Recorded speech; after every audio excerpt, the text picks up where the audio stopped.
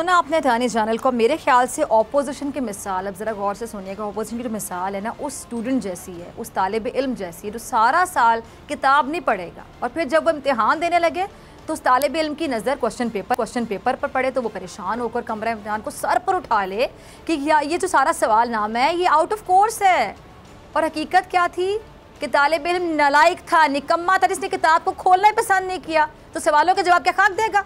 अगर वो किताब खोल कर पढ़ता तो उसको कुछ भी आउट ऑफ कोर्स ना लगता, बल्कि वो वहाँ पे शोर और ववेला करने के बजाय बड़े आराम से पुरसुकून होकर पर्चे को हल कर रहा होता, क्योंकि पढ़ा था।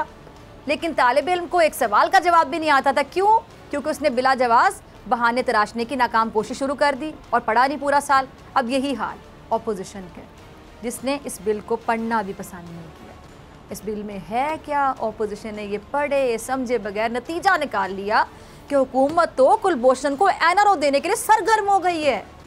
अब एनआरओ का मतलब तो ये होता है कि सारे जुर्म माफ़, सारे केस ख़त्म। लेकिन आप देखें कि इस बिल के बाद क्या कुलभूषण के केस ख़त्म हो जाएंगे? उसके जुर्म माफ़ हो जाएंगे? उसे आज़ाद कर दिया जाएगा? बिल्कुल नहीं।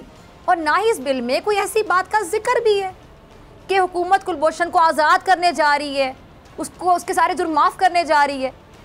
अब इस बिल में सिर्फ ये बात है, ये जिक्र है कि कुलभूषण यादव को हक दिया जा रहा है अपील का। और जब हुकूमत ने बात कही तो अपोजिशन ने इस पर भी वावेला शोर मचाना शुरू कर दिया कि अब कुलभूषण को अपील का हक मिलेगा, तो इसका मतलब उसको रिहाई देने की तैयारियां शुरू हो गई हैं, उसको तो रिहा किया जा रहा है। जबकि अपोजिशन अगर अपनी आंखों से तनकीद की जो पट्टी इन्होंने बांधी उन्हें उतारे और गौर करें ज़रा समझ से, तो उनको पता लगता कि कुलभूषण को जो अपील का हक मिल रहा है वो भारत की अदालतों में अपील का हक नहीं, बल्कि उसकी अपील को पाकिस्तान की अदालतें सुनेंगी। और ये कोई एनआरओ नहीं है। लेकिन हमारे वो ऑपोजिशन ही क्या जो बात आसानी से समझ जाए। अब अटानी जनरल कुलभूषण से मुतालिक जो बिल है उसकी वजाहत कर रहे हैं और क्या कहते हैं कि जी आलमी अदालत इंसाफ ने जो कुलभूषण के मुतालिक अपना फ़ैसला सुनाया था उसकी तकमील के लिए कुलभूषण यादव को अपील का हक दिया जा रहा है। यानी अगर देखा जाए तो ये फॉर्मेलिटी है, इसका कुलभूषण की रिहाई से कोई लेना देना नहीं है। अच्छा, अटानी जनरल मजीद क्या कह रहे हैं कि जी कुलभूषण को अपील का हक इसलिए भी दिया जा रहा था कि भारत की पाकिस्तान की साख को दुनिया की नज़र में ख़राब करने की जो साजिश है उसको नाकाम किया जाए। और अटानी जनरल के बकौल पाकिस्तान ने कुलभूषण से मुतालिक बिल पास करके भारत की पाकिस्तान को आलमी तौर पर तनहा करने की जो कोशिश है या साजिश है और पाकिस्तान को आलमी डिफ़ॉल्टर साबित करने के इरादों पर पानी फेर दिया है। अगर देखा जाए तो अपोजिशन को बजाय हुकूमत पर तनकीद करने के इस इक़दाम पर तारीफ़ करनी चाहिए थी, क्योंकि मुँह तोड़ जवाब तो भारत को मिला जो पाकिस्तान के खिलाफ साजिशें करता चला जा रहा है। भारत के इरादों पर पानी फेरा गया ना, तो फिर भारत को जब जवाब मिलेगा तो सबको तो एक पेज पर होना चाहिए। पाकिस्तान में सबको एक पेज पर होना चाहिए। अगर हुकूमत इस बिल को पास नहीं कराती तो क्या होता? यकीनी तौर पे भारत पाकिस्तान पर आलमी पाबंदियां लगवाने की कोशिश करता, आलमी इंसाफ के इदारे पर असरअंदाज होने की कोशिश करता। लेकिन अब भारत की हर चाल नाकाम हो गई।